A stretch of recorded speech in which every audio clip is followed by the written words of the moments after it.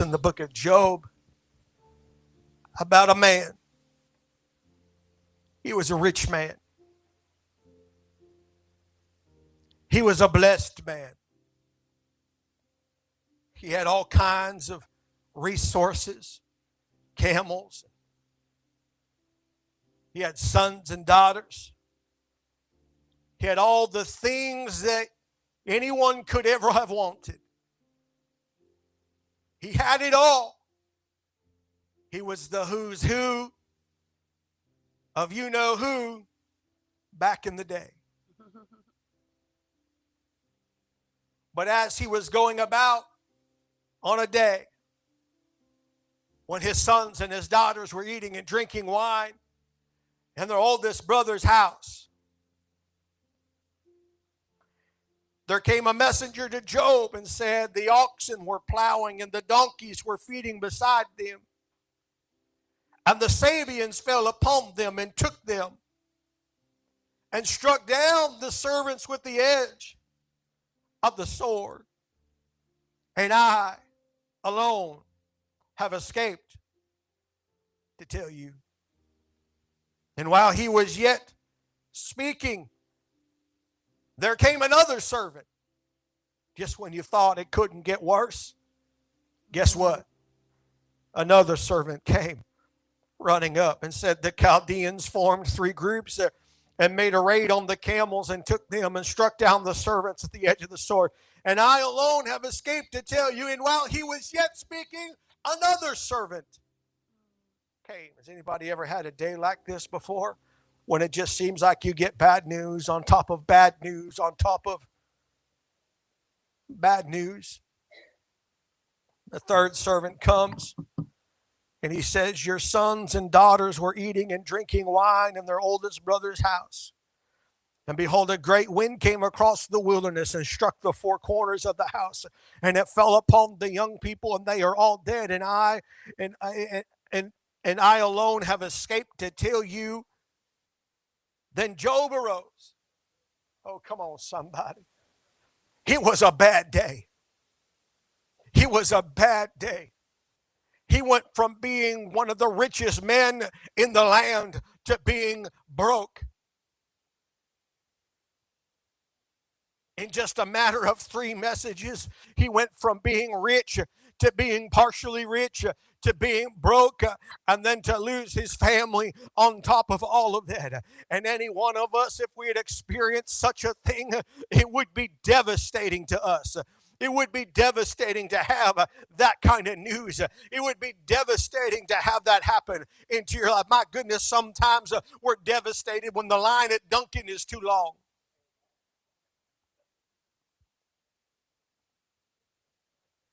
And life is never perfect. Life is never perfect. The scripture says that the rain falls on the just and the unjust. That things happen.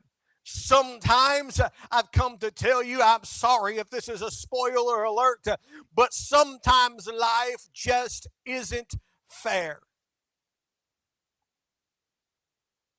Sometimes you get news that you don't like. Sometimes it comes with a doctor that's saying that diagnosis is there. Sometimes it comes from the banker. Sometimes it comes from your employer. Sometimes it could come from anywhere and any place. But can I tell you something today? That the banker doesn't define you, and your employer doesn't define you, and that disease doesn't define you, because in the midst of all of the bad news, in the midst of all of the things, Job said, listen, he arose and he tore off his robe and he shaved his head and he fell on the ground and he began to worship. And he said, naked came I from my mother's womb, and naked will I return hither. The Lord gives, the Lord taketh away. And in the middle of the badness, he just simply said, blessed be the name of the Lord. I've come to tell you today that in the midst of everything that might be going bad, you're still blessed. In the midst of everything that's messed up, you're still blessed. I wish you'd look at your neighbor right now and just simply tell them, I'm blessed. I'm blessed today. I'm blessed today. Job, he got down and he began to worship God. And he said, the Lord giveth and the Lord taketh away. Blessed be the name of the Lord. He recognized something. He recognized something in the midst of the bad. That somewhere in the midst of the bad, there's good. In the midst of everything that's going wrong, there's some good. In the midst of everything that's messed up, there's some good in it. In the midst of what's going on, in the midst of the chaos, there's some good that's there. Because in the middle of all of the bad, there is a fingerprint from a holy God. In the middle of all the turmoil, there's a God that's stepping into the circumstance. I've come to tell you today that all things work together for the good of them that are called. I've come to tell you today, it might seem like it's a mess, but we can stand in the mess and just simply say, I'm blessed. I'm blessed by a God that in the middle of it all is still God.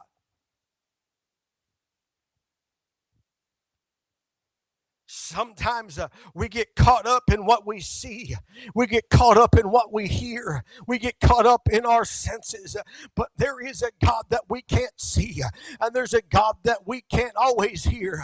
And there's a God that it goes beyond our senses that can step into a circumstance in the realm of eternity and begin to make a way where there seems to be no way. He's the one that can step in and say, listen, I want you to do something that makes absolutely no sense. And when you think, well, what's he doing? This makes no sense. That's when God is stepping in and saying, I'm going to do something that's so miraculous and so powerful and so amazing. It's going to blow your mind. That's when he can step in and say, listen, I'm going to do something in a way that you never thought possible. What are you talking about, Joshua? I want you to walk around Jericho in complete silence once a day for 6 days. That doesn't make any sense. I'm not a military strategist, but walking around a wall in silence seems just like a good exercise program and not a way to fight a war. Then on the 7th day, brother, I want you to walk around it 6 times in silence. And then on the 7th time, I want you to shout for victory. This doesn't make any sense at all. But Israel was blessed. Oh, come on, somebody.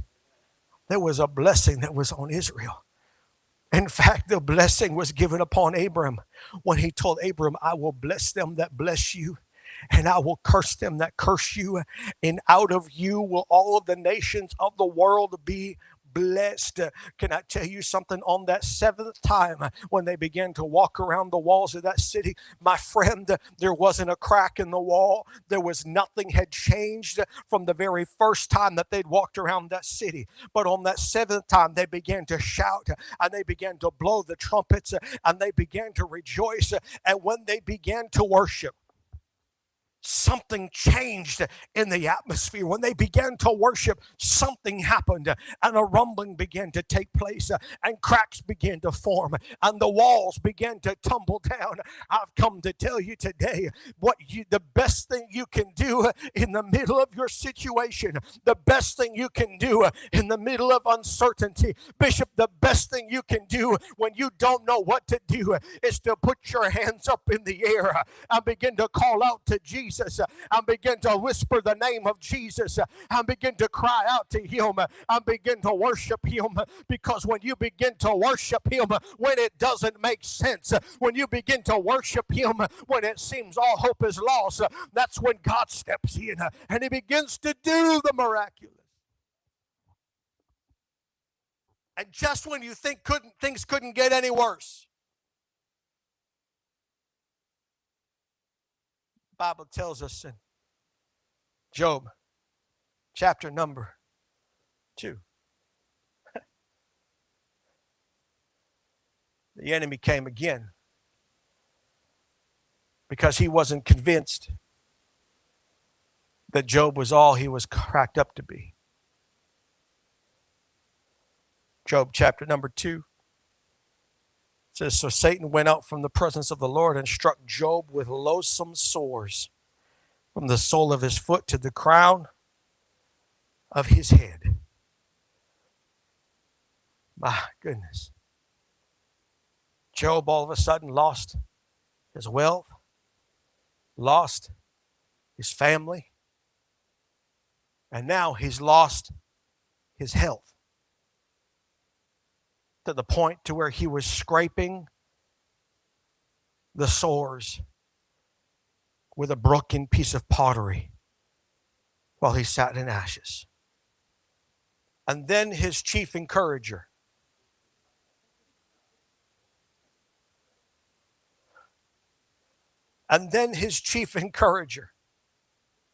looked at him and she said, why are you still holding on? Why are you still hanging on to this? Why don't you just curse God and die? My. But Job responded back to her and said, you speak as one of the foolish women would speak. And in everything that he did, sin was not uttered from Job's mouth. He did not turn from the Lord. Instead, he followed after God in spite of everything. And I've come to tell you today that when you serve God, you can't do it for your wife.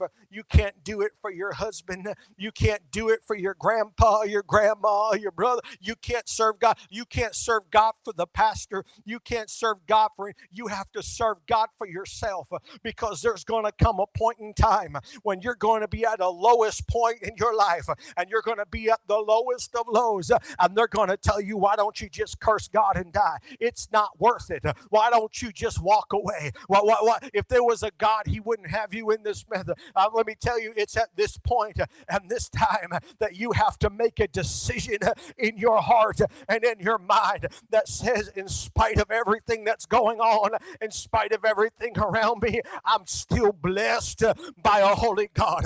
I'm still blessed by being in his presence. I'm still blessed by being able to worship him. I'm still blessed by being able to come to his house and magnify him. I'm still blessed. You don't understand the mess that I'm in, but you don't understand how blessed I am in spite of the mess. This went on for a while. Then all of a sudden, Job's friends showed up. Anybody got any friends? Job's friends showed up. And you know what his friends did, Brother Mike? His friends questioned his integrity. His friends said, what'd you do that we don't know about? Where'd you mess up? Can I tell you something right now? In the house of God, we don't need friends like that. We don't need friends like that. But instead, we need friends that'll come alongside and lift up. Friends that'll come along and encourage. because we all stumble, we all fall, we all mess up, we all make mistakes, but we need someone to come along and encourage and lift us up and help us along the way and help us to encourage one another in the Lord. We don't need friends like Job's friends that they just said, where did you go wrong? Well, what did you mess up? What did you do? You did this. You must have done this, or you must have done that, or you must have done this. And in everything, Job maintained his integrity. Job maintained his place. Let me tell you something today, that we need to have that decision in our mind that says it doesn't matter what the world says. It doesn't matter what the enemy says. It doesn't even matter sometimes what our friends say. It doesn't matter what our family says. What matters is when we determine in our heart, I'm going to stand with Jesus. I'm going to stand on the Lord's side. We need some Joshuas among us that are going to say, I don't know what you're going to do, but as for me and for my house, we are going to serve God. As for me and my house, we're going to serve God. It doesn't matter what the world says, we're going to serve God. It doesn't matter what the trends are, we're going to serve God. It doesn't matter the mess that I found myself in, we are going to serve God. And I'm blessed by it. I'm blessed. You see, I don't have to serve the Lord. I don't have to serve the Lord. Bishop, do you know when I got up out of bed this morning, there was nobody that was twisting my arm to tell me to come to church? You know that? Brother Gary, I could have stayed home and slept in. I could have. I didn't have to get out and get in the car and drive. And there's a lot I didn't have to prepare this message for today. And I didn't have to pray and seek the Lord for the service. I didn't have to do any of that. But I wanted to. I wanted to. I got up out of bed and said, I get to go to church today. I'm blessed by being able to go to the church today. I came to the house of the Lord today and said, I'm blessed because I'm able to come to the house of the Lord. I prayed and I sought the Lord for this service today because I'm blessed to be able to have a call of God on my life. I'm blessed to be able to open His Word and have the Lord talk. I'm blessed to be able to get down and pray and talk to the Lord. I don't have to do it. I'm blessed to do it. I want to do it.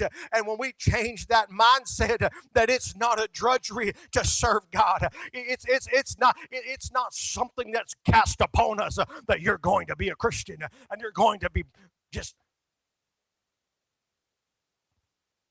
but instead it's, I get to serve God. I love to serve God. I love to be in the house of the Lord. I love to praise His name. I love to sing His songs. I love to get into His Word. I love to be in His presence. I love to hear His voice. I love to be able to come and worship with my brothers and my sisters in the house of the Lord.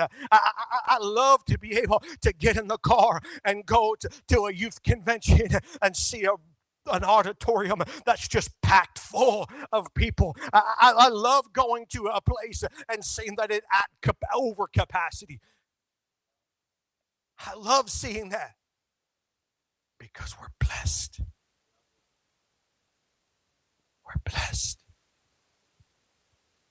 We're blessed. You see, you don't understand what I'm going through. No, I might not. But you haven't seen Job scraping his sores with pottery and ashes. You didn't see the tears that came down his face. You didn't see the tears that came down Jesus' face on Calvary either. You didn't see the tears that came down his cheeks at the whipping post. You didn't see the tears that came down his eyes as he was carrying that rugged cross to the hill of Golgotha. But one thing I can tell you, is that you're blessed because of it. You're blessed because of it. Because of that, the addictions that you have found yourself wrapped up into can be broken free today. Can I tell you why you're blessed? That alcohol, that desire to grab that bottle and to take that next, that intense longing to have that next drink, you can be set free from that today because of the blessing of what God did on that hill called Calvary. That urge to that desire for that next drug, that desire for that next pill can be broken by the power and the blood of Jesus. You say, what do you mean I'm blessed as an addict? You're blessed because God's already made a way and He's already paid the price to set you free from it. Whatever it is that you're facing, God paid the price to set you free. That's why you can say, I'm blessed. I am blessed. Every day that I live, I am blessed. And I've come to tell you today that today you can take the first step. Today you can reach out to Him. Today you can call upon His name. Today, no matter where you are, whether you're in this room or whether you're watching online or whatever it is, I've come to tell you today that you can reach out to Jesus and Jesus can set you free. You can reach out to the Lord and He can deliver you. You can reach out to God. He's no respecter of persons, but He will reach down regardless of where you would. It doesn't matter what your name is. It doesn't matter what color its skin is. It doesn't matter how much money you have in the bank. He still loves you. He still died for you, and you are so blessed by His grace and His mercy. So what's the end of the story? What's the end of the story? The end of the story is this, is Job cried out to the Lord. In Job chapter 42. Took him 42 chapters to get to this point. I think Brother Job is a lot like me. Slow to pick up the lesson. Is anybody else bear with me? Sometimes I don't learn the first time around, the second or the third. Sometimes I have to go around that merry-go-round a few times before I finally pick up on what it is I'm supposed to learn. But Job answered the Lord and said, I know that you can do all things. Oh, I wish we could grab a hold of that revelation here right now. That He can do all things. With man, it may seem impossible, but with God, all things are possible. He goes on to say, and that no purpose of yours can be thwarted. What's he saying is if God said it, if God promised it, it's gonna happen. There's no devil in hell. There's no cunning craftiness of mankind that can hinder or dissuade or thwart the promise of God that's on your life.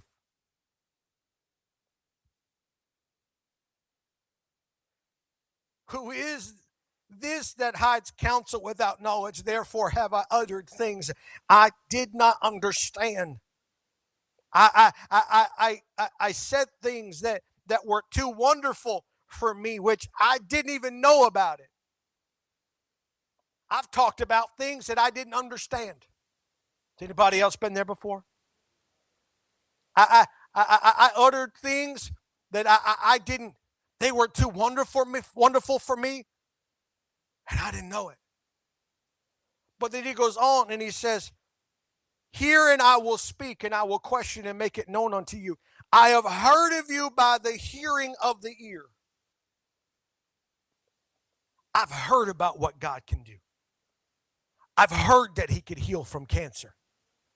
I've heard that he could raise people from the dead. I've heard that he could heal people from addictions. I've heard that he could set alcoholics free. I've heard that he can raise the dead. I've heard that he can bring people out of wheelchairs. I've heard that he can do all of those things. Job said, I have heard these things with my ears. He says, but now something has changed because now I've gone beyond hearing. He says, but now my eyes see you. It went beyond just a head knowledge to that. Now, wait a minute. I've seen your goodness. I've seen your grace. I've seen your mercy. I've seen you heal. I've seen you deliver. I've seen you take up and I've seen you take and break off those chains. I've seen you take the worst of the worst and God reached down and began to lift them up. And now they're preachers. Now they're saints of God. Now they're prayer warriors. I've seen you reach down and pull somebody out of the miry clay and establish their feet. We sang the song about my old friend who I was on the road and I didn't know what to do and I didn't know where to go, but till I met a man who picked me up. He turned me around. He set my feet on solid ground. Now I've seen it with my eyes. And it was at that point in this confession, it was at this point that God stepped out and said, hey, wait a minute now. Something has changed. Something has taken place because Job has now realized I've lost everything. I've lost my health. I've lost my money. I've lost my family. I've lost my wife. I've lost my friends. And in the middle of this, he began to give honor to God. He began to worship God in the midst. And he began to say, I recognize that I've lost everything, but I'm still blessed. I realize that I've got nothing left, but I'm still blessed. I realize that everything's gone, but I'm still blessed. And God began to speak. And when God began to speak, all of a sudden something began to be restored. Because in the beginning, Job was a rich man. But in the end, God restored to him double everything that he had lost. Would you stand with me this morning?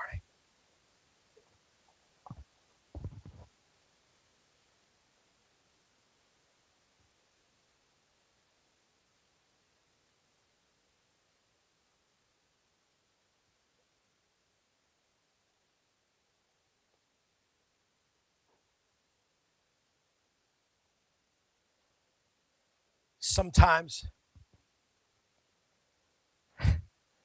there's this mindset that in serving the Lord, everything is just going to be tulips and daisies and fun. But I've come to tell you that there are times when we have to climb some mountains. There are times that we have to walk through the valley of the shadow of death.